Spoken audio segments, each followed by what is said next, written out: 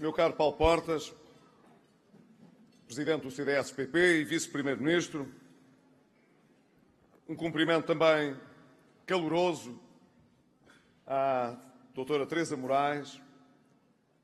que, na sua liberdade de candidata, nos dirigiu palavras ao mesmo tempo tão amigas e tão elogiosas, e a quem quero retribuir de uma forma muito rápida, dizendo que, se é verdade que não escolhemos o tempo difícil em que tivemos de governar, foi o tempo que nos escolheu a nós. Na verdade, cada um de nós, e eu, como Primeiro-Ministro, tive uma honra muito grande e, sobretudo, também uma sorte muito grande em ter tantas pessoas sábias, competentes e determinadas a trabalhar comigo entre os dois partidos desta coligação e até entre muitas outras pessoas que, do princípio ao fim deste governo, não tiveram partido que não fosse Portugal. A eles agradeço hoje também todo o trabalho que nos ajudaram a concretizar para que pudéssemos ter chegado onde chegámos hoje. E também à Assunção Cristas, que é o primeiro nome do CDS por esta lista da coligação aqui em Leiria e que, como Ministra da Agricultura e do Mar, desenvolveu realmente um papel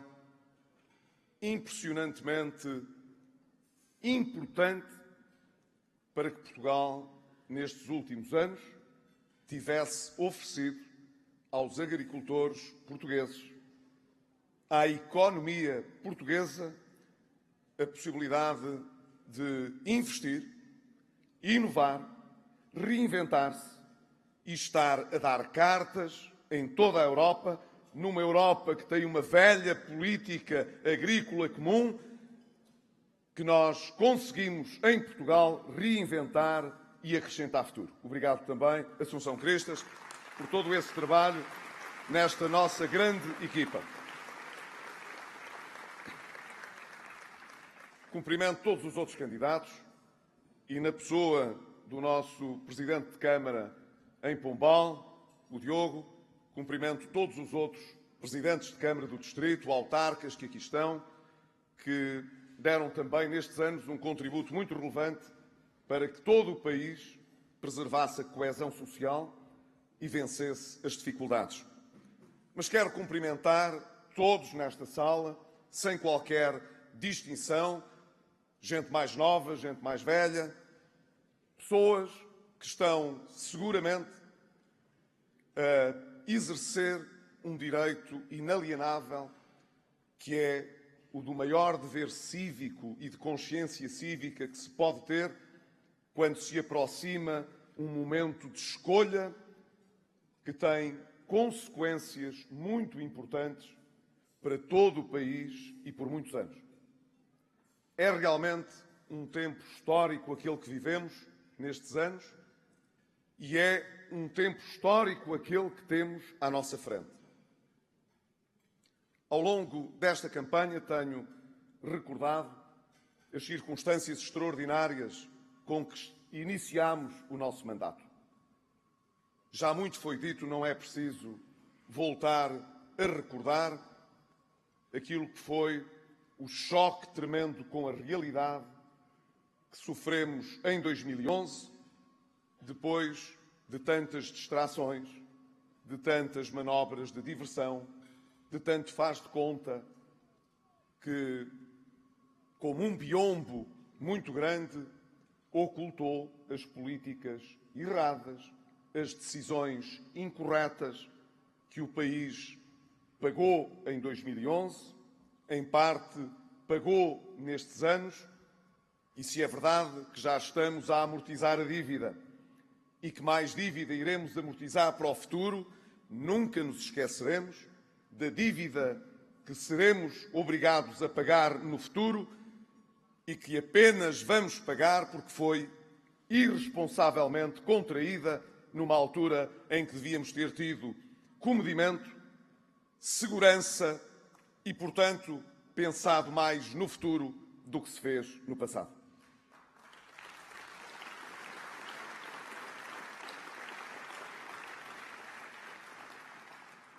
Não esqueço, no entanto, a forma como o país, todo ele, se empenhou nestes anos na tarefa de vencer a crise. O Governo tem, evidentemente, uma responsabilidade que é de conduzir as políticas públicas, as escolhas essenciais que se colocam no plano do Estado. Mas nenhum Governo consegue ser bem-sucedido nas suas orientações e propósitos se o país, enquanto tal, não compreender a gravidade das circunstâncias que vive e não se empenhar fortemente em ultrapassá-las. Em Portugal, nós, nos últimos anos, não governámos para os nossos partidos, nem para os que nos elegeram, governámos para todos os portugueses, para podermos hoje dizer aos portugueses que não lhes falhamos,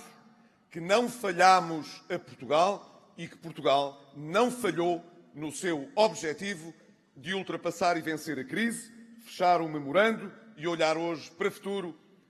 com realismo, mas com muita esperança e com muita confiança.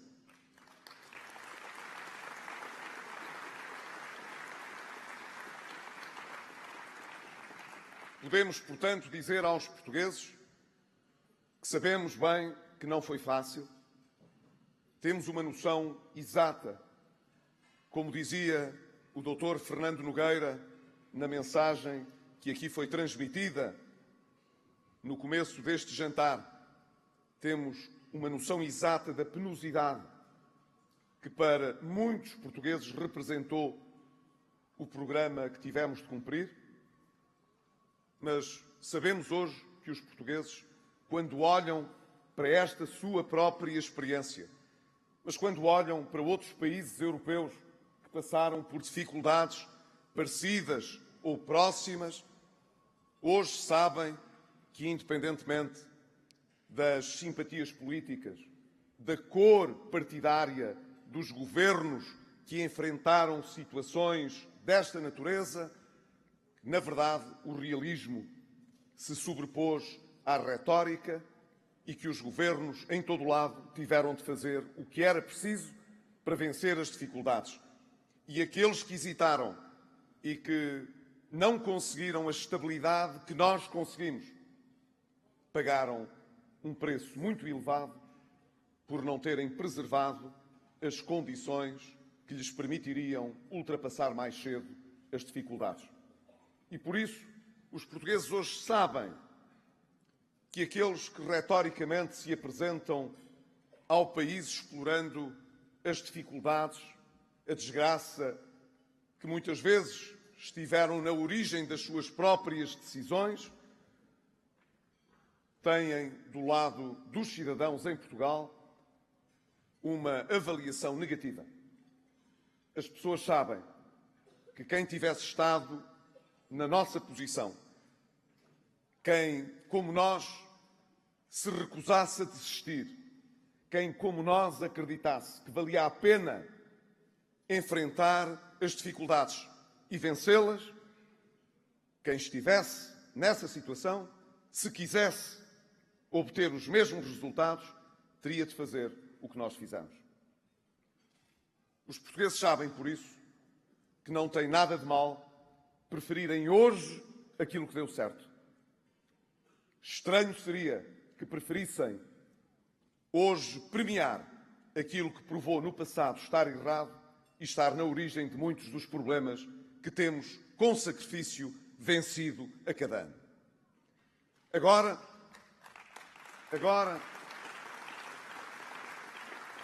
estamos nas eleições de 2015 e que, portanto,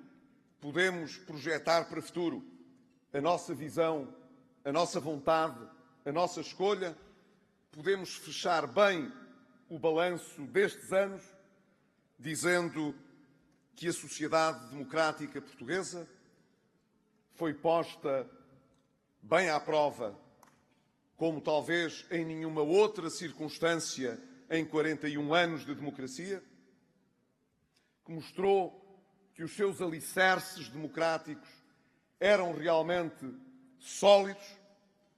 nós conseguimos, no quadro do equilíbrio de poderes que a Constituição prevê, que todas as instituições respondessem às solicitações e aos pronunciamentos que foram chamadas a fazer, que cada um cumpriu, portanto, de forma a não defraudar o equilíbrio de poderes democrático, para que o país pudesse, com normalidade, ultrapassar a exceção e a emergência. Não há dúvida, quando olhamos para cada um dos órgãos de soberania, sabemos que eles funcionaram. Qualquer que seja a opinião que existe em Portugal sobre as decisões que cada um tomou, ninguém questiona a legitimidade das decisões que foram tomadas, ninguém veio evocar a falta de funcionamento normal das nossas instituições, ninguém veio dizer que o Parlamento não fiscalizou, como a Teresa Moraes aqui recordou e muito bem, ninguém veio dizer que os cidadãos, no debate sempre intenso que a austeridade suscitou, não puderam manifestar as suas queixas, as suas apreensões, as suas opiniões. Ninguém veio dizer que foi reprimida ou influenciada a liberdade de expressão ou sequer a cobertura, a mediatização que essa expressão democrática envolve. Não há dúvida, todos exercemos as nossas competências num equilíbrio que resultou não apenas num exercício de maturidade democrática, mas que teve ainda espaço, acima de tudo, para que a conflitualidade social se mantivesse sempre dentro daquilo que é o respeito das regras democráticas e que os que têm vontade de chegar a um compromisso, de dialogar, de concertar posições, estivessem na concertação social, estivessem no setor solidário, pudessem pôr as suas diferenças de lado, sempre que elas existiram e existiram, para pôr à frente de tudo o espírito de compromisso, para salvar a economia portuguesa, a nossa capacidade de regeneração, para garantir a coesão social e valer a quem mais precisou, naqueles que estiveram sempre mais vulneráveis. A nossa democracia funcionou num quadro de exceção, porque viver em emergência económica e financeira não é o normal, e tudo isto permitiu que a maioria que suportou o governo no Parlamento pudesse dar hoje aos portugueses, com este equilíbrio, a resposta que os portugueses exigiam. Nós conseguimos que o governo governasse por essa maioria com estabilidade e que, por essa razão, os nossos compromissos mais relevantes perante os nossos parceiros externos, perante os nossos credores, mas, sobretudo, também perante todos os portugueses, pudessem ser respeitados. E é por isso, Teresa Moraes, que nós hoje realmente podemos apresentar-nos ao país com as costas direitas e de cabeça bem levantada.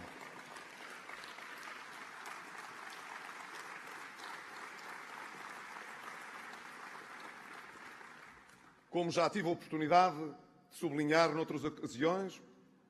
hoje eu não preciso de perder tempo a explicar porque é que falhamos. Não preciso de utilizar o tempo que o relógio me concede, e que também está a acabar, para explicações complicadas, desculpas atrás de desculpas, que preservassem a nossa possibilidade de ganhar as eleições, apesar de termos negociado outro resgate, de vivermos com crise económica e com a subida do desemprego. Como é exatamente ao contrário, como felizmente o desemprego cai e o emprego está a crescer. Como afinal a atividade económica, toda a nossa economia até cresce mais do que tinha sido inicialmente previsto. Na medida em que a nossa vitalidade apresenta hoje ainda um desempenho superior, quer nas exportações, quer no equilíbrio externo, quer na capacidade que vamos mostrando para atingir as nossas metas. E este ano, pela primeira vez desde que estamos no euro, não teremos um déficit excessivo. Iremos conseguir, como dizia e muito bem há pouco a Assunção, mostrar a Portugal que é possível pagar a dívida e, com o resultado do orçamento, lançar o caminho que já foi desenhado no Programa de Estabilidade para, gradualmente, progressivamente, com segurança, desonerar fiscalmente as famílias, as empresas e os portugueses.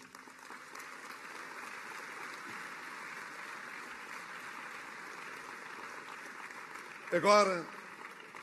importa, portanto, olhar para o futuro e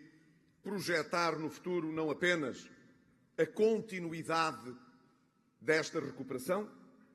não apenas o crescimento e o emprego, mas fixar-nos nas novas metas que podem realmente fazer uma grande diferença para Portugal e levando o patamar da nossa ambição agora que cumprimos e que podemos mais. E qual é essa ambição? É a ambição de um país que, ao fim de 41 anos de democracia e de liberdade, precisa de romper com aquilo que é a pobreza endémica, as desigualdades económicas e sociais, estejam elas ligadas ao género ou a outras circunstâncias acidentais. Na verdade, nós não podemos conformar-nos apenas com o facto de não termos agravado as desigualdades em Portugal, porque não agravamos. Conseguimos, ao fim destes 4 anos, vencer uma crise económica e financeira muito grave, sem agravar as desigualdades. Mas nós sabíamos e sabemos que antes da crise as desigualdades já eram muito marcadas. Ora, nós, agora que saímos da emergência, temos de nos focar totalmente no chamado desenvolvimento social. Agora temos de apelar não apenas às instituições particulares de solidariedade social, para terem uma parceria ainda mais forte com o Estado, para valer a quem precisa, sejam mais idosos, sejam deficientes, sejam crianças, mas, sobretudo, para nos permitir responder ao desafio da igualdade de oportunidades logo que as desigualdades se manifestam. E elas manifestam-se, deixem-me dizer-lhes, cada vez que uma criança que provém de uma família de menores recursos não tem sucesso escolar e, não tendo sucesso escolar, abandona a escola mais cedo e ou vai para o desemprego ou vai para um emprego pouco qualificado, mal remunerado, reproduzindo para a frente a injustiça inicial e obrigando a solidariedade a atuar quando já é tarde demais. É assim que as coisas têm funcionado ao longo de todos estes anos, têm de passar a funcionar de outra maneira. Nós já conseguimos, e isso é importante sublinhar, reduzir a taxa de abandono escolar precoce de 28,7% para pouco mais de 17%. Mas, deixem-me dizer, 17% de abandono escolar precoce é tão mau quanto 12% de desemprego. É muito. 17% de desemprego era pior. 28,7% de taxa de abandono escolar precoce era pior. Mas o que temos ainda não é o que desejamos. E por isso teremos até 2020 de reduzir mesmo o abandono escolar precoce para os 10% a que nos comprometemos, mas temos também de deixar a nossa economia criar emprego de modo a que a nossa taxa de desemprego esteja pelo menos ao nível da média europeia, mas de preferência abaixo da média europeia, dado que o nosso objetivo continua a ser o de crescer acima da média europeia e da zona euro.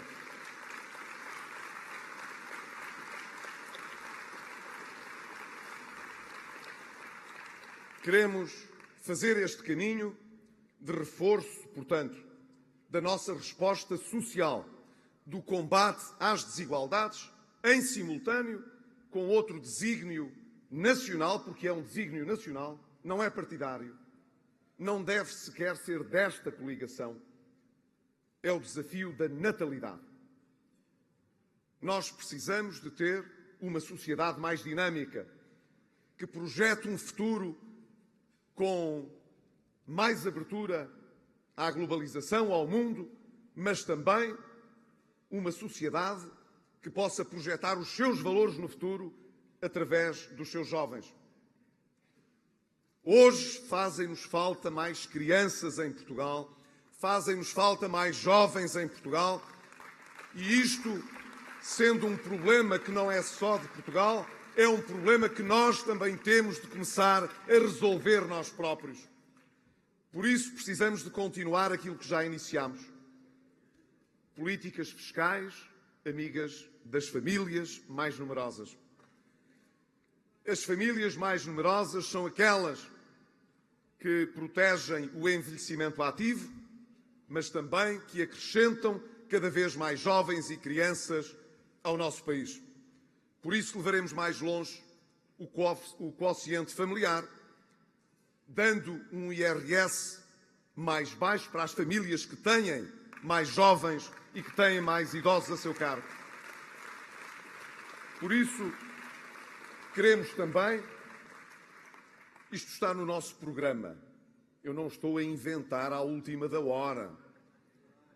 Espero bem que todos tenham noção de que não estamos agora a revelar uns objetivos que não tenham estado na primeira linha da nossa comunicação e da nossa decisão. Nós queremos alargar ao quarto e quinto escalão de rendimentos o abono de família que foi tirado antes ainda de termos chegado ao governo, porque uma política amiga das famílias e, em particular, das famílias com mais dificuldades, precisa de uma resposta social mais forte também. Queremos continuar a apostar em políticas que ajudem a acelerar a oferta de emprego e, portanto, apostando no ensino vocacional, cuja origem durante este governo mostrou a importância de aliar à escola as empresas.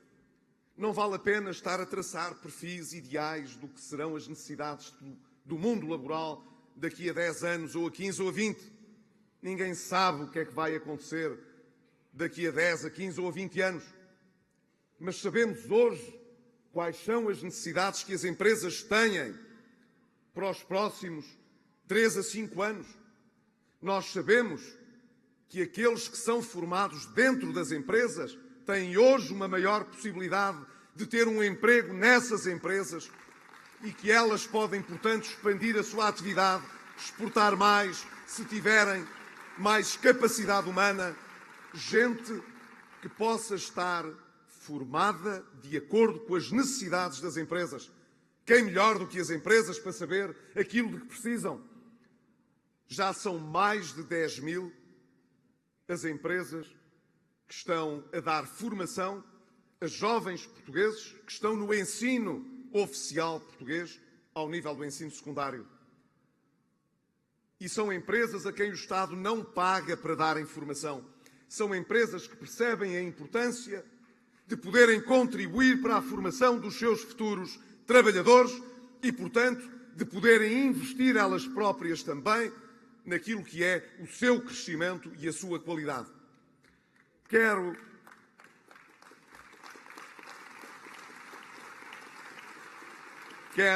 sublinhar a importância, portanto, de mantermos um caminho de aposta e reforço da resposta das políticas sociais, sem o que não teremos uma sociedade nem mais justa, nem mais próspera, nem mais dinâmica. Mas quero acrescentar um terceiro objetivo. Já falei do combate às desigualdades, já falei da natalidade, mas há um outro objetivo nacional importante: levar mais longe a reforma do Estado centrada no combate à burocracia.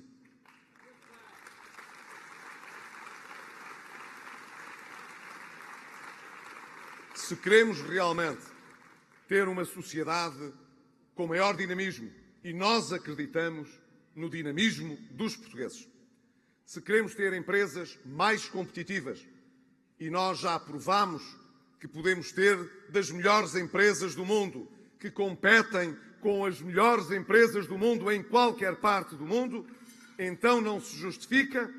que nós não façamos tudo o que está ao nosso alcance para facilitar a vida às empresas, para facilitar a vida aos cidadãos, para projetar ainda mais fortemente a nossa capacidade de vencer no futuro. Creio que a nossa ambição, que o nosso objetivo, a nossa visão para Portugal, poderia ser partilhada por outros partidos. Porque estes objetivos não são objetivos de natureza partidária. Creio, representam objetivos transversais à sociedade portuguesa. Por essa razão, não quero deixar de realçar a importância de mantermos para o futuro, com os parceiros sociais, com o setor solidário, com os outros partidos políticos, toda a disponibilidade para construir, para dialogar, para alcançar compromissos que ponham Portugal à frente daquilo que são objetivos de natureza partidária. Mas não tenhamos ilusões. Se, como há pouco recordei, conseguimos vencer o tempo de exceção, porque soubemos também exercer com responsabilidade aquilo que foi o mandato estável que nos foi conferido, sem estabilidade para o futuro, nós podemos fazer muitas coisas, mas atingir estes objetivos, alcançar estas metas de um Portugal que se possa elevar num outro patamar de ambição, isso não será possível fazer. Se nós queremos realmente mostrar que não vencemos a crise por acaso e que sabemos o que queremos para o futuro e saberemos lá chegar, então nós temos de ter estabilidade para governar.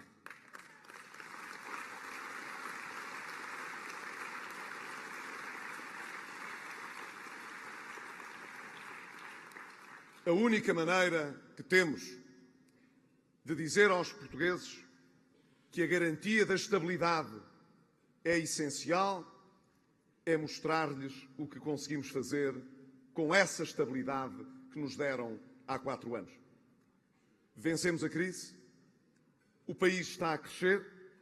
e hoje não há dúvida nenhuma, nós podemos ambicionar mais. Mas se queremos alcançar mais do que fizemos até hoje, não podemos ter menos condições políticas do que tivemos nestes 4 anos. Por isso lhes peço, novamente, com muita naturalidade e com muita humildade, não como o líder desta coligação que, juntamente com Paulo Portas, se propõe aos portugueses governar nos próximos 4 anos, mas com a experiência que leva de mais de 4 anos de Primeiro-Ministro,